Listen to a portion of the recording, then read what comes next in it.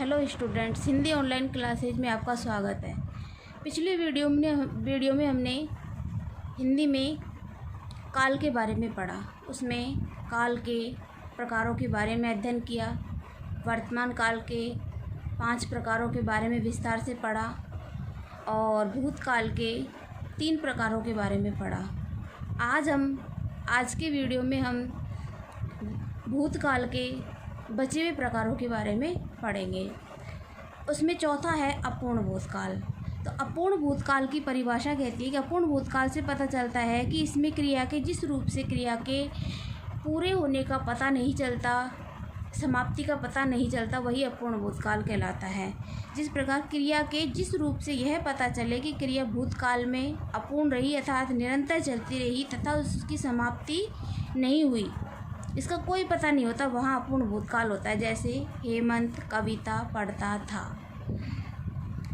हेमंत कविता पढ़ता था, अब उसकी क्रिया पढ़ने की क्रिया कर रहा है, तो क्रिया के रूप से हमें यह पता नहीं चल रहा है कि कविता पढ़ना समाप्त हो गया, यह अब भी चल रहा है, उसकी समाप्ति का कोई पता नहीं है, या कविता अब भी लगातार चल रही है, तो इसका पता नहीं चलता, वही अपूर्ण भूतकाल होता है। ऐसे दूसरे उदाहरण में सविता गाना गा रही है। गाना गा रही है, उसका गाना समाप्त हुआ कि नहीं हुआ, वह अगर लगातार गा रही है, उसकी समाप्ति का पता नहीं चल रहा है, वो समाप्त भी कर दिया या नहीं हुआ, तो वही अपूर्ण भूतकाल होता है। अब आता है इसका अगला प्रकार है 5वां, संदिग्ध भूतकाल।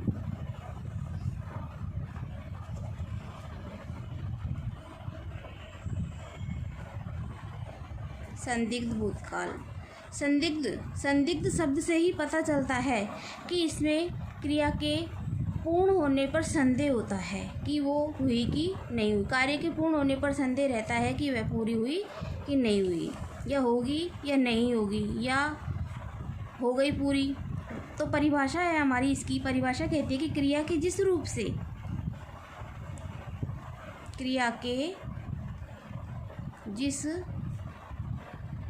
से कार्य के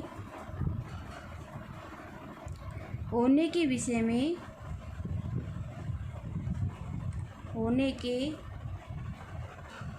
में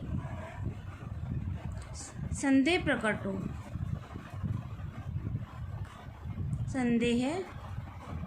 हो, उसे संदिग्ध भूतकाल कहते हैं। उसे संदिग्ध भूतकाल कहते हैं। जैसे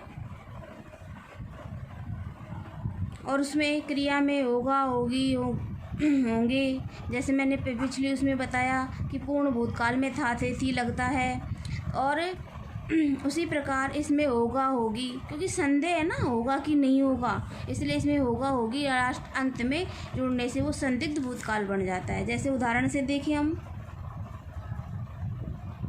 पहला है अभय विद्यालय गया होगा। एक तो अंत में होगा जुड़ गया, उससे संदेह प्रकट हो गया कि वो विद्यालय गया है कि भी नहीं गया, संदेह है हमें, पूर्ण रूप से किसी चीज़ का ज्ञान हमें नहीं है कि वो विद्यालय गया कि नहीं गया। दूसरे उदाहरण देखिए तो हम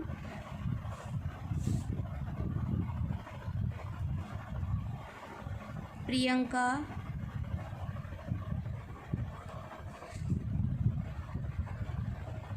खाना बनाने गई होगी। होगा, होगी आ गया अंत में, वहीं से संदेह प्रकट हो गया, तो इसमें प्रियंका खाना बनाने गई होगी, हम अनुमान लगा के कह रहे हैं, हमें पूर्ण पता नहीं है, संदेह है अभी कि वो गई भी है या नहीं गई, तो वहाँ कौन सा काल हो गया, संदिग्ध भूतकाल। अब आता है हमारा अंतिम भूतकाल का अंतिम प्रकार आता है हेतु मत भूतकाल।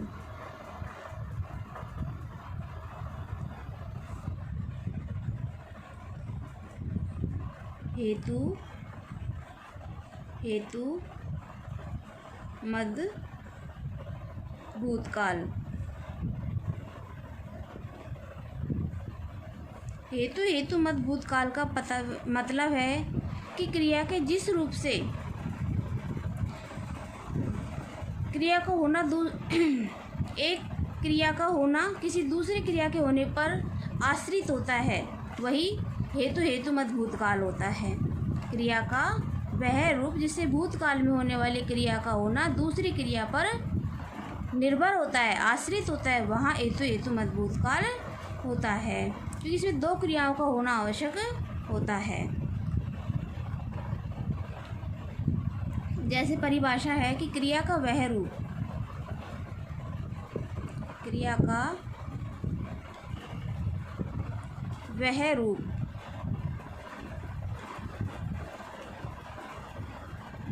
जिससे भूतकाल में होने वाली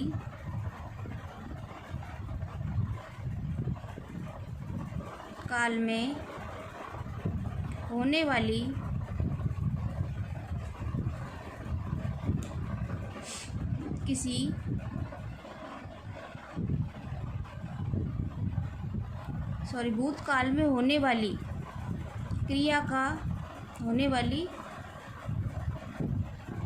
क्रिया का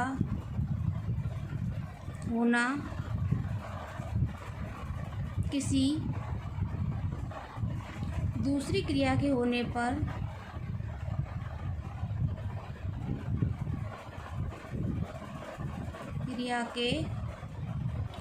पर आश्रित हो, निर्भर हो, आश्रित हो या निर्भर हो, वहाँ हेतु हेतु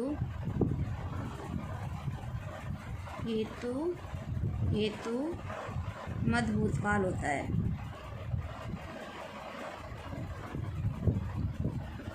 वहाँ हेतु हेतु मत भूतकाल होता है। जैसे उदाहरण से समझ में आएगा कि जैसे यदि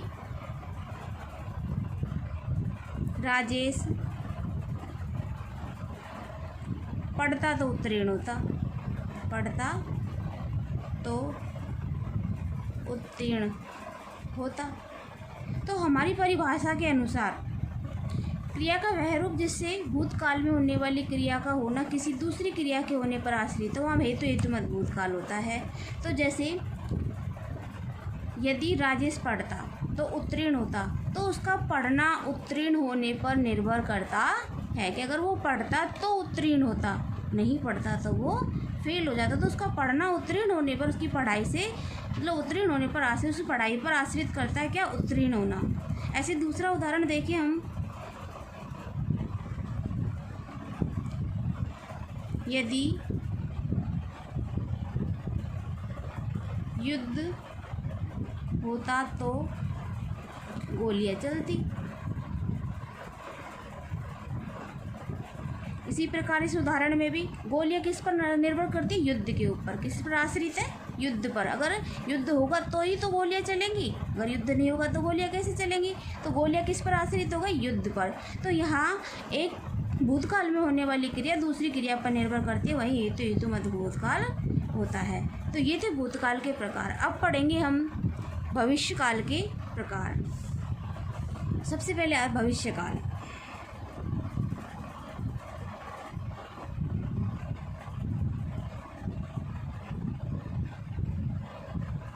भविष्यकाल क्रिया के जिस रूप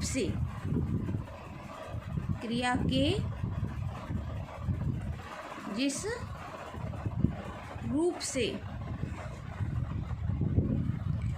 आने वाले समय में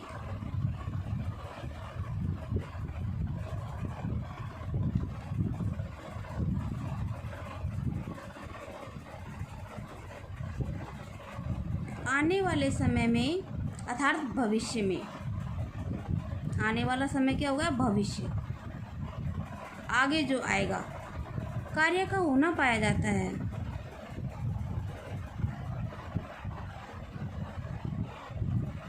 कार्य का होना पाया जाता है, उसे भविष्यत काल कहते हैं।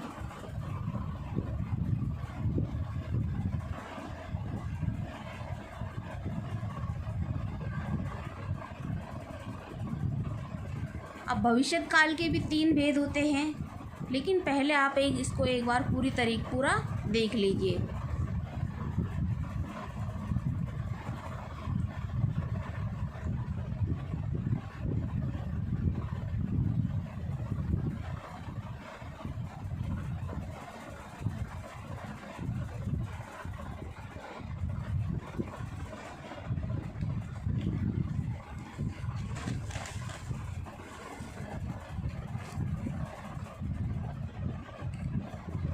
अब आते भविष्य काल के उपभेद।